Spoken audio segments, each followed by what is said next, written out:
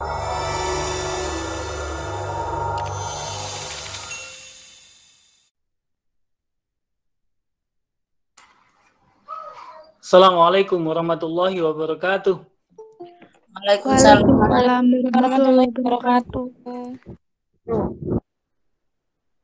Alhamdulillahirrabbilalamin. Segala puji bagi Allah, Tuhan yang Maha Pengasih, lagi Maha Penyayang, Tuhan yang Maha Memberi segala-galanya, Tuhan yang memberikan kepada kita kesempatan kehidupan, kesempatan sehat, supaya kita bisa beraktivitas, berubah menjadi manusia yang semakin baik dan semakin baik, yang nantinya kita nanti akan mengakhiri kehidupan ini dengan husnul khotimah.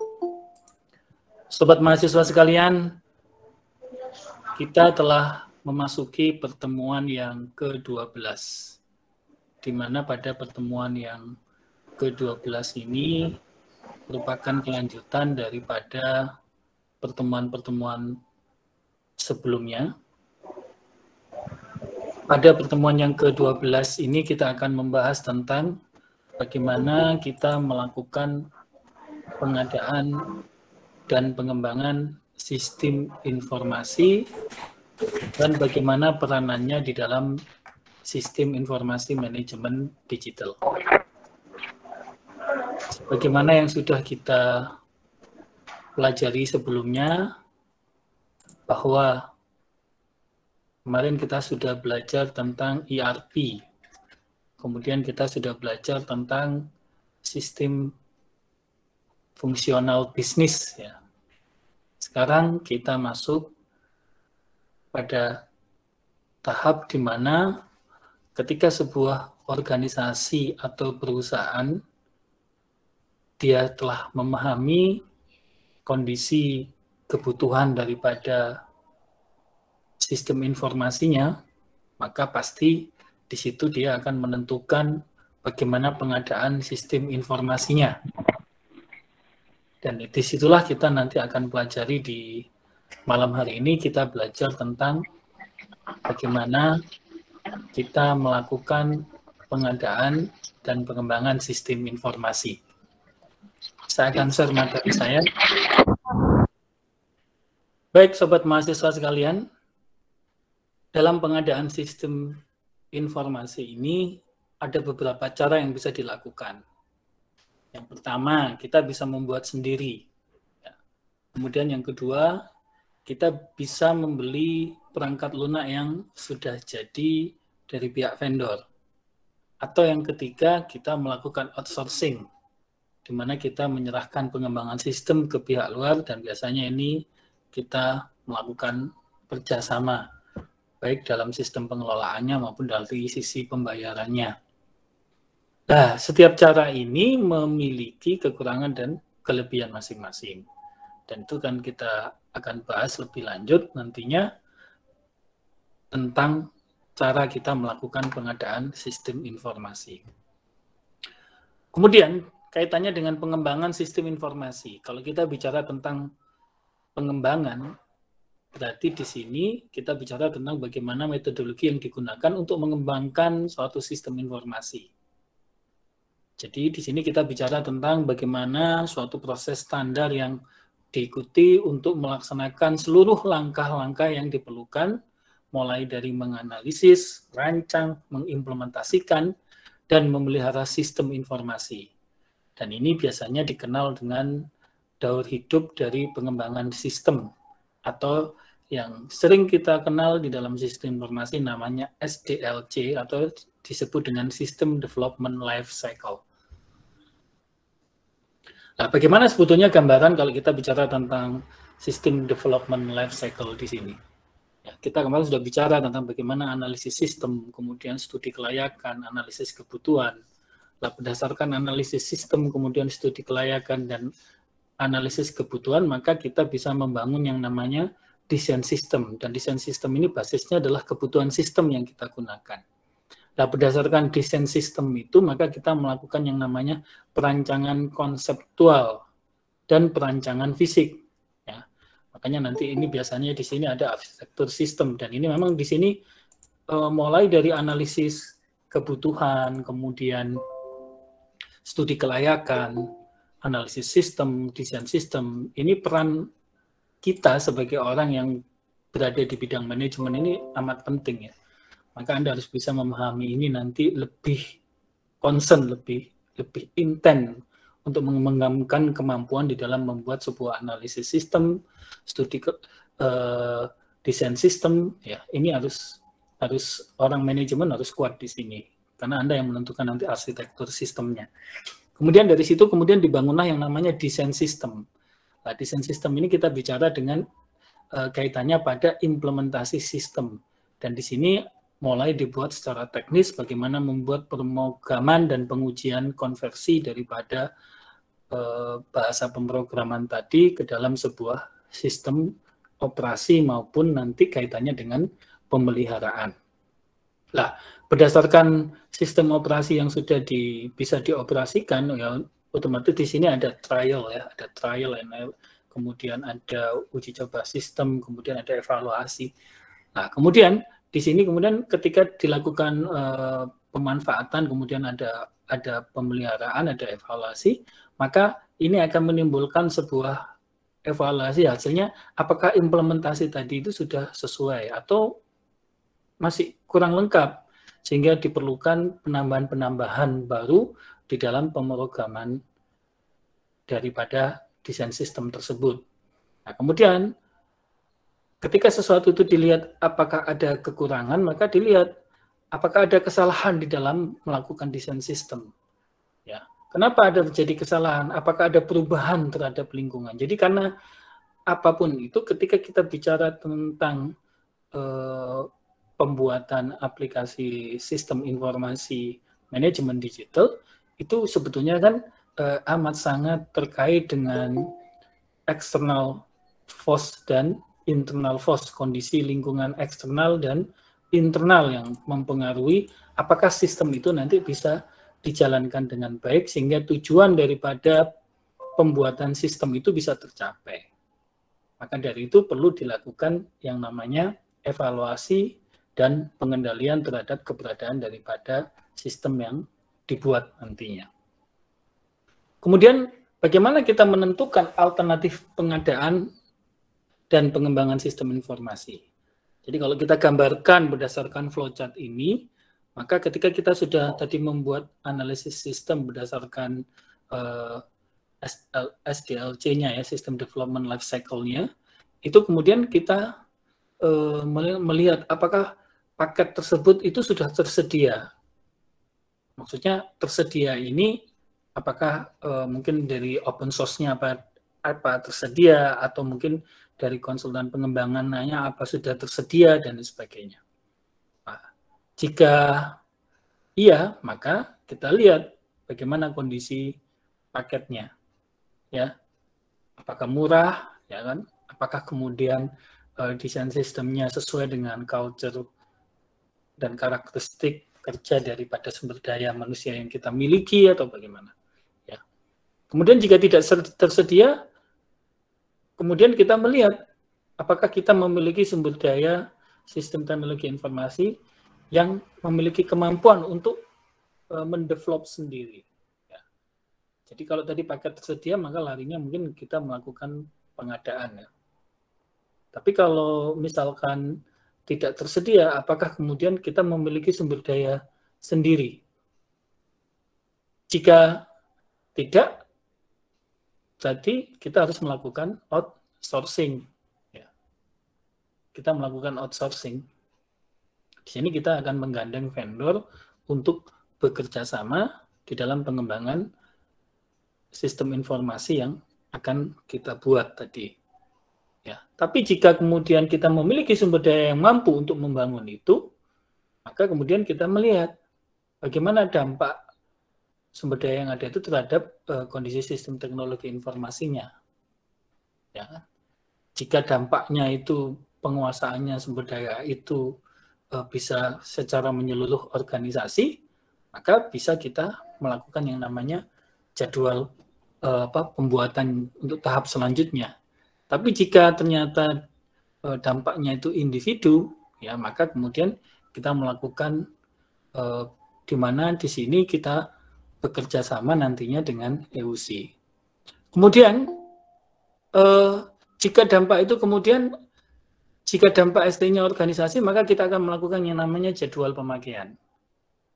Nah, jika masih lama, maka kita akan melihat bagaimana SDLC-nya, ya kan, System Development Life Cycle-nya. Tapi jika segera, maka kita harus membuat segera yang namanya prototyping supaya sistem informasi itu bisa segera di-develop, dibangun, dan digunakan. Ya.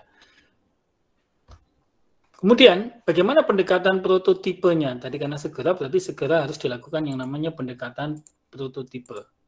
Nah, di sini berarti kita yang pertama adalah melakukan identifikasi kebutuhan pemakai. Di sini yang kita lakukan adalah bagaimana pengembangan dan pemakainya bertemu. Ya. Jadi pengembang dan pemakai, maksudnya pembuat aplikasi sistem ini dan penggunanya nantinya, itu kita temukan supaya pemakai bisa menjelaskan apa yang sebetulnya menjadi kebutuhan daripada sistemnya mereka. Baru kemudian prototipenya dibuat. Ya. Di sini ketika prototipenya dibuat berarti pengembang sudah mulai membuat prototipenya. Nah, setelah itu kemudian diuji prototipenya. Ya, di sini pemakai kemudian menguji prototipe dan memberikan kritikan atau saran. Ya. Makanya setiap kita mengembangkan sistem pasti kita akan membuat prototipe dulu biasanya. Ini kita gunakan datanya mungkin juga bisa data dummy, ya kan? Kemudian aplikasinya juga masih bersifat aplikasi yang sementara, ya, temporary. Kemudian jika ada masukan, saran, maka kita perbaiki prototipenya. Kemudian pengembang melakukan modifikasi sesuai dengan masukan pemakai. Baru kemudian dikembangkan versi produksinya. Di sini pengembang merampungkan sistem sesuai dengan pemasukan terakhir dari pemakai. Apa kelebihan daripada prototipe? Jadi ketika kita menyusun pengembangan sistem dan pengadaan sistem ini melalui prototipe, maka di sini kelebihannya adalah pendefinisian kebutuhan pemakai itu menjadi lebih baik karena pemakai dilibatkan, ya, secara intensif terhadap pengembangan sistem informasi. Kemudian meningkatkan kepuasan pemakai dan mengurangi risiko pemakai untuk tidak menggunakan sistem karena mereka terlibat, ya, mereka akan memberikan masukan-masukan bagaimana supaya mereka bisa menggunakan sistem informasi tersebut dengan baik. Kemudian mempersingkat waktu pengembangan otomatis, ya, karena pemakainya terlibat, maka ini juga akan memudahkan pengembang untuk bisa mempercepat proses daripada pengembangan sistemnya. Kemudian memperkecil kesalahan yang disebabkan pada setiap versi prototipe. Jika kesalahan ada, maka segera terdeteksi oleh pemakainya. Kemudian pemakai memiliki kesempatan yang lebih banyak dalam meminta perubahan-perubahan. Ada penghematan biaya di sini, karena berdasarkan hasil penelitian, biaya pengembangan dapat mencapai 10% hingga 20% dibandingkan kalau menggunakan SDLC secara tradisional. Jadi kalau kita menggunakan prototipe ini bisa mengefisienkan 10% sampai dengan 20%, ya. Kemudian kelemahannya prototipe. Kelemahan prototipe di sini adalah prototipe itu hanya bisa berhasil jika pemakainya bersungguh-sungguh dalam menyediakan waktu dan pikiran untuk menggarap prototipe. Karena pemakai terlibat, dan itu fakta di lapangan. Sulit sekali kita untuk berharap pemakai itu all out di dalam pengembangan sistem karena mereka merasa mereka bukan bagian dari orang yang mendapatkan benefit finansial secara project, ya. Jadi kesulitan kadang-kadang pengembang. Kemudian yang kedua, kemungkinan dokumentasi telah kepekan karena pengembang lebih berkonsentrasi pada pengujian dan pembuatan prototipe. Ya, ini seringkali terjadi, ya. Kemudian mengingat target waktu yang pendek, maka ada kemungkinan sistem yang dibuat tidak lengkap. Bahkan kadang-kala sistem itu kurang teruji. Ya. Jika terlalu banyak proses pengulangan dan dalam membuat prototipe, ini ada kemungkinan juga pemakai menjadi jenuh dan memberikan reaksi yang negatif. Jadi tidak selamanya ketika kita melibatkan pemakai itu dampaknya positif, ada dampak negatifnya juga ya, kalau dia timbul kejenuhan di situ. Kemudian apabila tidak terkelola dengan baik, maka prototipe ini akan tidak pernah berakhir, yaitu tadi selalu ada koreksi dari pemakainya, karena pemakai kita berikan kesempatan untuk memberikan masukan dan perubahan terhadap pengembangan aplikasi sistemnya. Ya, sehingga ini kadang-kadang juga akan memperlambat waktu ya. Jadi di sini jika tidak dikelola dengan baik, maka ya tidak akan pernah selesai titik temunya. Kemudian kalau kita mengembangkan sendiri, jadi sistem itu dikembangkan sendiri, mungkin melalui mekanisme swakelola atau bagaimana. Ya. Di sini kelebihannya sistem dapat diatur sesuai dengan kebutuhan. Jadi dapat diintegrasikan dengan lebih baik terhadap sistem yang sudah ada. Kemudian proses pengembangan sistem dapat dikelola dan dikontrol. Kemudian dapat dijadikan sebagai keunggulan kompetitif. Tapi kalau mengembangkan sendiri ini juga ada kelemahannya. Ya, kelemahannya adalah kita memerlukan waktu yang lebih lama karena kita mengembangkan sistem ini harus mau dimulai dari nol. Ya, kemudian program karena belum teruji cenderung mengandung bug yang sangat besar. Ya, sehingga di sini juga kesulitan dari pemakai dalam menyatakan kebutuhan dan kesukaran pengembang. Ya, di mana di sini pemakai sulit untuk menyatakan kebutuhan dan kesukaran pengembangan, memahami mereka, dan seringkali ini membuat para pengembang merasa putus asa. Ya. Jadi ya itu tadi, karena membuat sendiri, kemudian merasa orang sendiri dan sebagainya, tidak ada guidance, kemudian semuanya merasa ikut terlibat.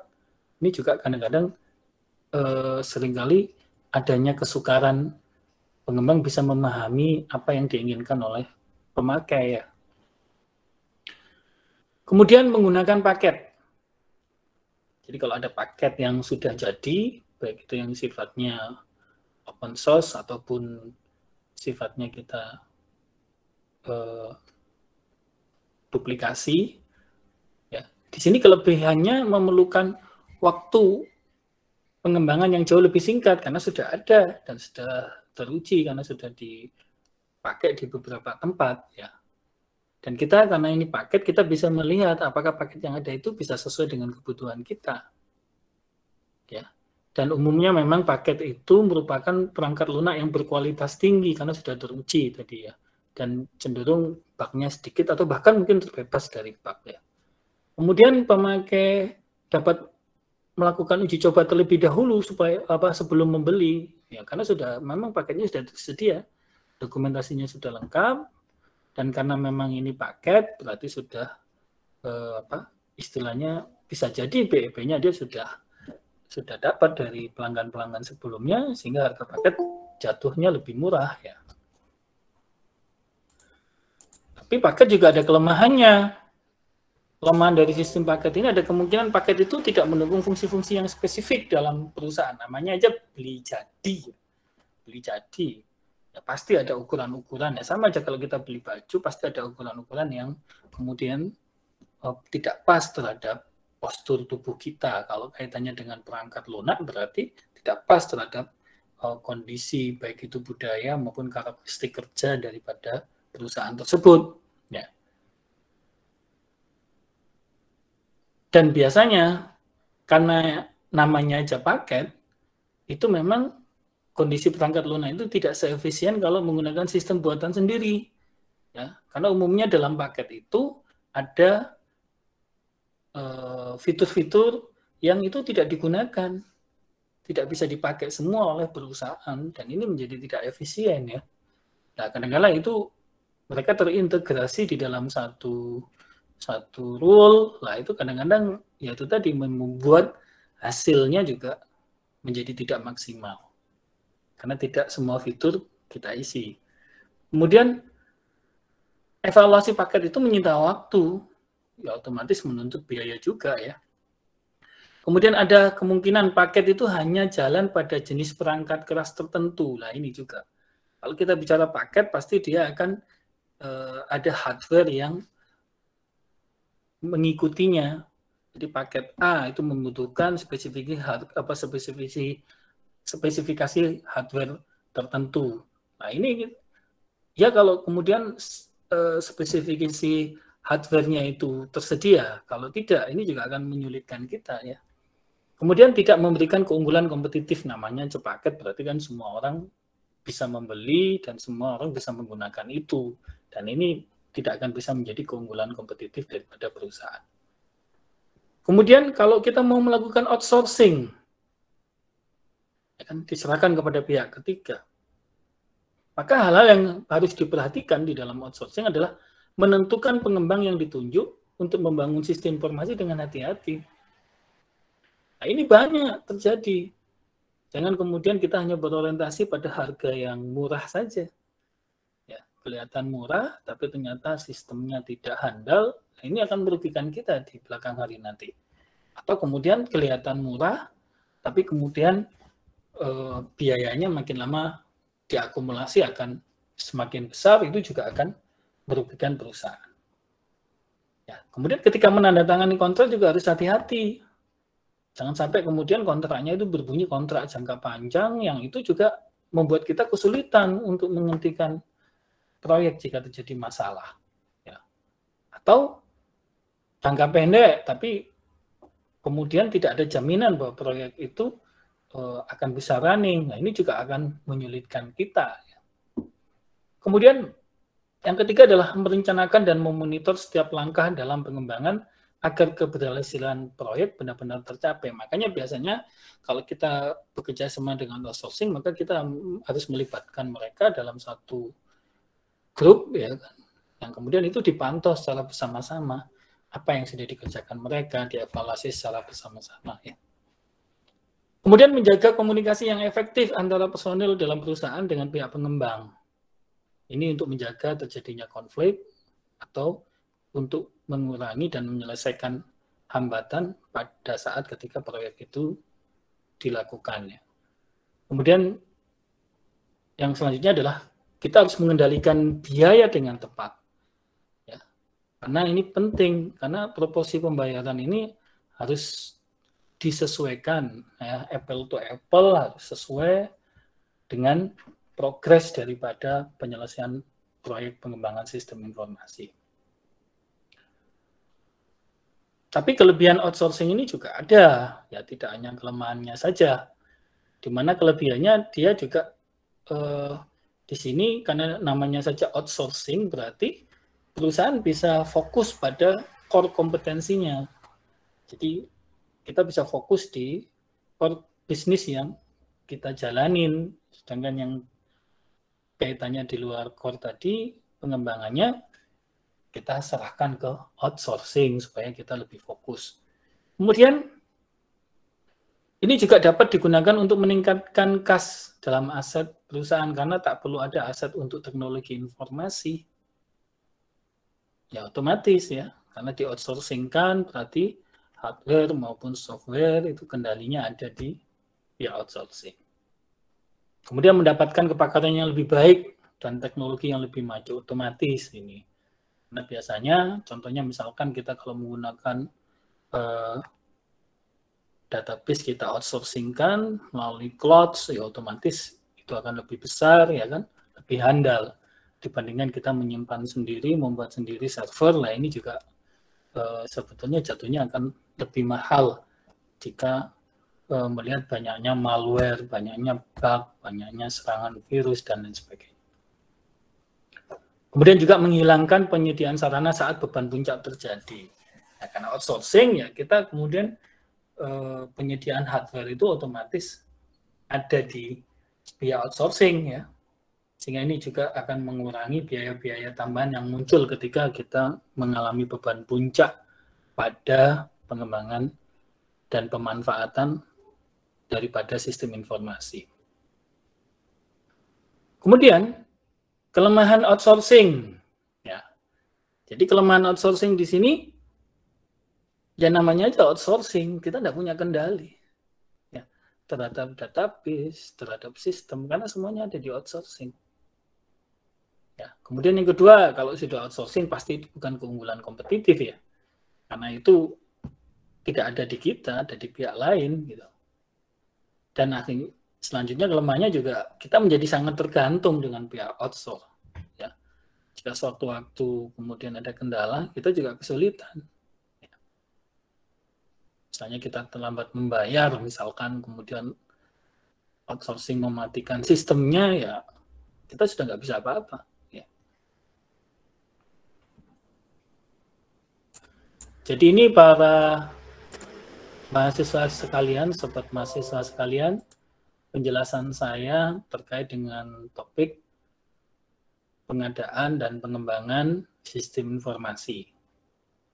Jadi kalau kita lihat dari penjelasan saya tadi, maka kita akan bisa membuat sebuah gambaran bagaimana peran pengadaan sistem informasi dan pengembangan sistem informasi terhadap sistem informasi manajemen digital. Ya pasti penting ya. Kenapa? Ya itu tadi, ketika kita salah menentukan metode pengadaannya, maka ini juga akan membuat kegagalan di dalam pengelolaan sistem informasi manajemen digital. Ya, jadi misalkan ternyata berdasarkan analisis sistem yang kita bangun, itu sebetulnya ini terkait dengan core bisnis perusahaan. Nah, kalau terkait dengan core bisnis perusahaan, ya jangan di-outsource-kan, harus dikembangkan sendiri. Kita harus memiliki sumber daya internal yang bisa membangun itu, mendevelop itu, ya kan? Kemudian itu akan menjadi salah satu keunggulan kita. Maka dari itu, ketika kita nanti bicara pengembangan sistem, pengadaan sistem, benar-benar pada analisis sistem dan desain sistemnya itu harus benar-benar dikaji, dievaluasi secara mendalam. Ya. Karena ini penting. Ya. Jadi, dibedakan nanti mana-mana sistem yang bisa di-outsource-kan dan mana-mana sistem yang kemudian di-develop sendiri, karena itu menjadi kunci core bisnis perusahaan dan itu menjadi keunggulan kompetitif daripada perusahaan. Ya, contohnya misalkan antara Gojek dan Tokopedia, ya, mereka kemudian bergabung menjadi satu platform namanya GoTo. Gojek core bisnisnya di mana? Dia di delivery-nya. Kemudian Tokped core bisnisnya dia di mana? Dia ada di platform marketplace-nya. Nah, ini masing-masing menguasai di core bisnis masing-masing. Kemudian mereka bermitra, bermerger menjadi satu perusahaan, yaitu menjadi GoTo, Gojek, Tokopedia. Nah, masing-masing dari core kekuatan kompetensinya, dari keunggulan masing-masing, dan mereka sudah sama-sama leading, bergabung, ya akhirnya menjadi tambah leading. Ya, itu salah satu kompleks strategi ya, di mana strategi merger di sini adalah untuk meningkatkan keunggulan dan daya saing daripada perusahaan. Itu contohnya seperti itu. Silakan para mahasiswa, kalau mau ada yang didiskusikan atau ditanyakan, monggo. Materinya juga sudah saya share ya di e-learning. Pak, saya izin mau bertanya. Silakan Mbak Foni. Dalam pengembangan sistem informasi manajemen itu kan pasti ada kayak skill-skillnya ya Pak. Itu ya. Skill apa saja ya Pak yang dibutuhkan dalam mengembangkan sistem informasi manajemen itu? Ya, ketika kita bicara pengembangan sistem, berarti kita kan ngomong System Development Life Cycle, SDLC-nya tadi. Ya. Nah, masing-masing skill itu di tiap tahapan itu memang ada skill-skill utama yang harus dimiliki. Jadi misalnya kalau bicara tentang analisis sistem, berarti kita ini bicara tentang bagaimana skill untuk membuat studi kelayakan. Ya. Nah, studi kelayakan di sini juga terkait kelayakan sistemnya, terkait dengan kelayakan bisnisnya. Ya. Jadi ini juga bicara tentang dari sisi proses, dari sisi finansial, dari sisi benefit, ya profit and loss-nya juga diperhitungkan di sini. Nah, di dalam analisis sistem, ini juga dibutuhkan yang namanya kemampuan untuk melakukan yang namanya analisis kebutuhan. Nah, ini sebetulnya peran orang manajemen di sini. Ya, analisis kebutuhan ini ya tergantung apa sistem yang mau dibangun. Kalau kita bicara tentang sistem informasi tenaga kerja, berarti di sini adalah keahlian di dalam analisis kebutuhan tenaga kerja. Ya. Jadi di sini ada analisis demand and supply-nya terhadap kebutuhan tenaga kerja. Ya. Nah, setelah itu, tahap selanjutnya adalah dibangun desain sistem. Ya. Ketika kita bicara tentang desain sistem, berarti di sini kita bicara tentang perancangan konseptual sistem tersebut. Nah, ini dibutuhkan. Kalau kita ngomong desain produk, berarti kita butuh keahlian desain produk. Orang-orang yang ahli di dalam desain produk untuk bisa membangun desain sistem ini. Ya, kalau kita bicara tentang manufacturing, berarti harus orang-orang yang ahli plans management. Kalau bicara tentang supply chain management, kaitannya dengan rantai nilai daripada arus produksi, ya kita harus bicara tentang orang-orang yang memiliki keahlian dalam supply chain management untuk membangun desain sistem ini, sehingga benar-benar sesuai dengan kondisi yang dibutuhkan tadi, dan ketika dirancang ini benar-benar nanti akan bisa dipastikan bisa tercapai tujuan daripada pengembangan sistem ini. Nah, kemudian tahap selanjutnya adalah tahap implementasi sistem. Ya, berarti di sini kita bicara tentang pemrograman, berarti kita keahlian programmer. Ya, orang-orang yang ahli melakukan coding, ya kan, kemudian membuat program komputerisasi, ya.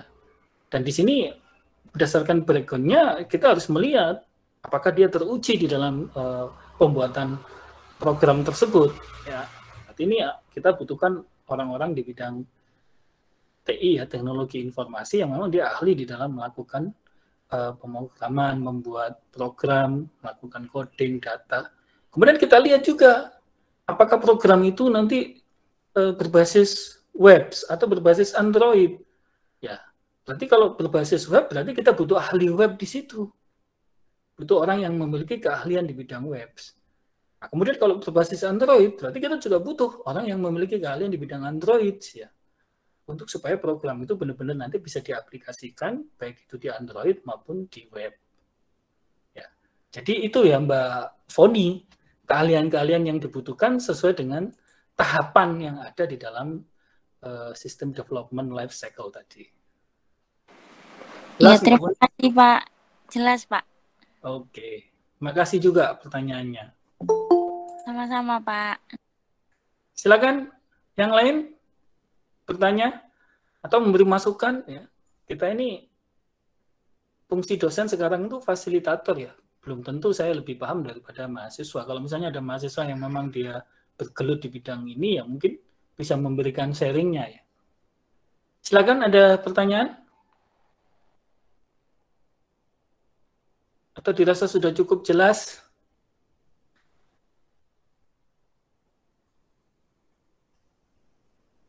Jadi nanti sobat mahasiswa sekalian, output daripada pembelajaran sistem informasi manajemen digital ini paling tidak di akhirnya nanti minimal sobat mahasiswa sekalian itu bisa membuat yang namanya analisis sistem dan desain sistem, minimal itu, ya.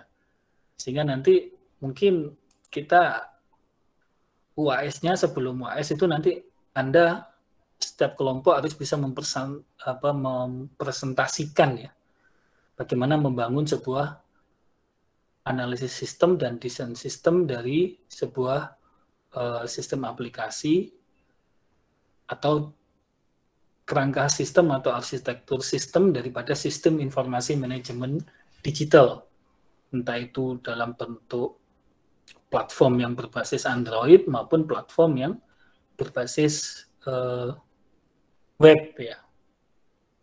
Nah, ini kita nanti bisa mengkritisi platform-platform sistem informasi manajemen digital yang ada, baik itu yang dikembangkan secara open source maupun yang paket-paket sistem informasi yang tersedia.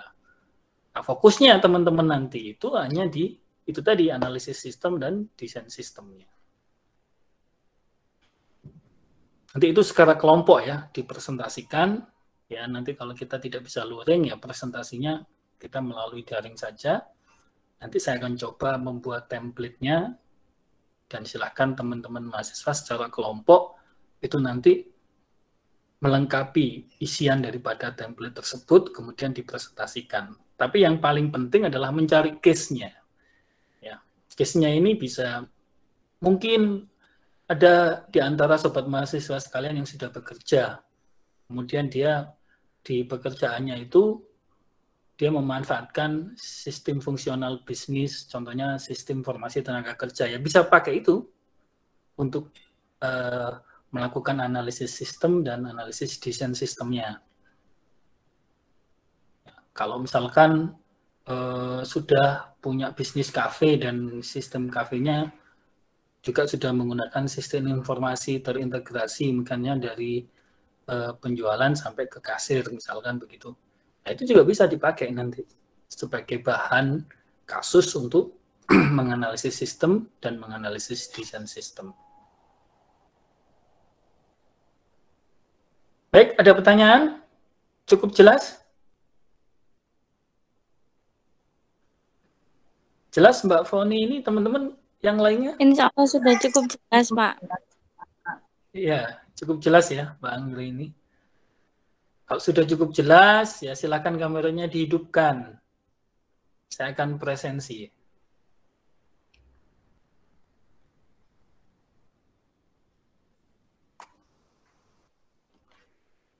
Ini ada berapa kelompok, Mbak Foni?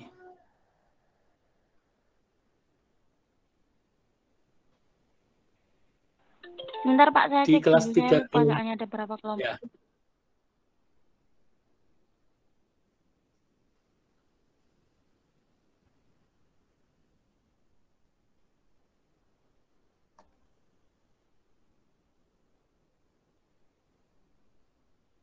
Nanti kalau waktunya tidak cukup ya untuk presentasi, berarti teman-teman nanti saya minta untuk bikin video ya. Jadi video presentasi dari template yang saya berikan. Nanti silakan di situ Anda melakukan FGD, Focus Group Discussion, kemudian di video. Videonya masukkan di YouTube, linknya kasihkan saya. Ya. Itu bisa. Ada berapa kelompok, Mbak? Ini Pak, ada 4 kelompok, Pak. 4 kelompok. Satu kelompok berapa orang berarti? Satu kelompoknya ada yang 9 orang, ada yang 10, Pak. Banyak loh itu. 9, 10. Ya. Nah itu berarti kalau misalkan kita bentuk FGD, kemudian kuliah daring seperti ini, lama nanti waktunya. Berarti nanti bentuknya Anda buat video ya. Dibuat video nantinya. Dan itu nanti dikumpulkan sekalian dengan tugas, sekalian dengan jawaban UAS ya. Karena sebetulnya UAS-nya ya itu nanti ya. Baik, silakan dihidupin kameranya, saya akan absen. Pak, saya mau bertanya Pak, sebentar Pak. Ya, silakan. Untuk tugas video yang kelompok ini tuh tugas waktu UAS atau tugas untuk minggu ini, Pak? Enggak, minggu ini kan hanya resume aja. Oh ya. Berarti itu tugas UAS. UAS-nya berarti nanti bikin kelompok, dipresentasikan tapi di bentuk video ya, Pak? Video Zoom atau video gimana, Pak? Terserah, mau dalam bentuk video Zoom atau video melalui diskusi WA grup, saya bebas lah. Yang penting nanti itu silakan ditampilkan di mana supaya dalam bentuk link ya. Bisa YouTube, bisa apapun lah, tidak harus YouTube, platform yang lainnya juga boleh. Oh iya, baik Pak, terima kasih.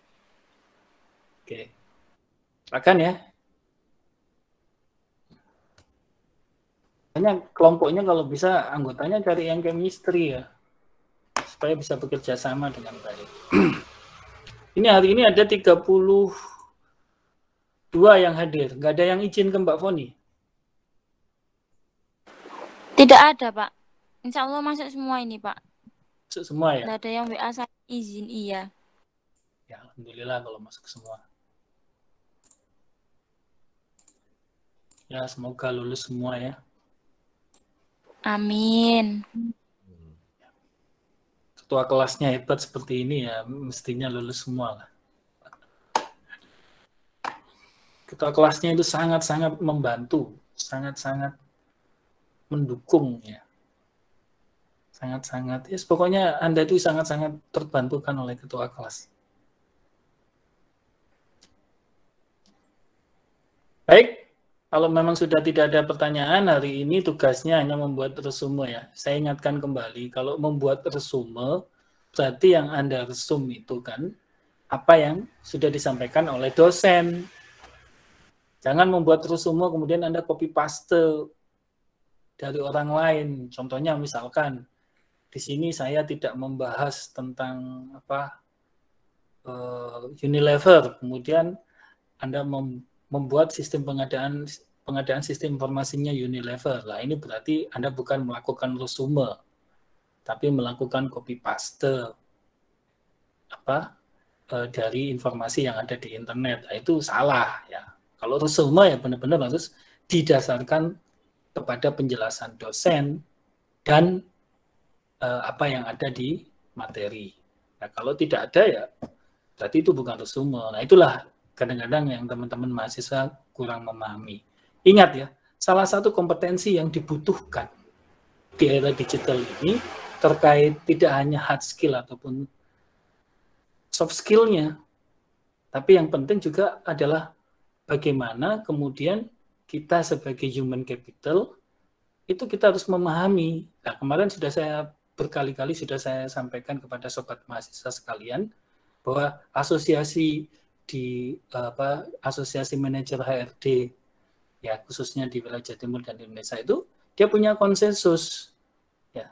Ketika dia mencari tenaga kerja, maka dia akan memperhatikan dua kompetensi soft skill yang utama, yaitu yang pertama adalah achievement to work ya. Jadi Anda akan dilihat apakah Anda itu memiliki sikap untuk selalu berprestasi di dalam bekerja. Ya. Ciri khasnya apa seseorang yang memiliki sikap selalu ingin berprestasi di dalam bekerja? Ya, ciri khasnya adalah yaitu tadi, Anda selalu ingin berubah menjadi lebih baik, sering bertanya, misalkan begitu. Itu ada achievement to works. Ya. Kemudian yang kedua adalah consent to order.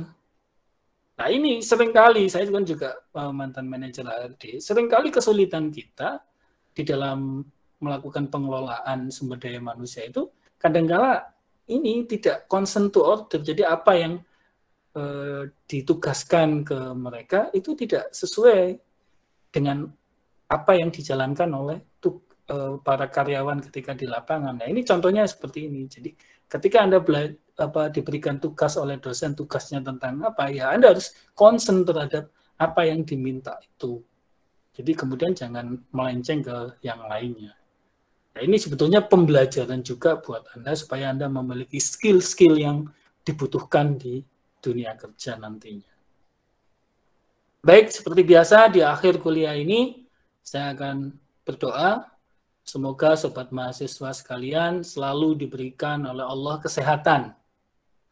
Ya kan? Selalu diberikan oleh Allah keluasan rezeki. Yang mungkin punya sakit sedikit-sedikit segera sembuh.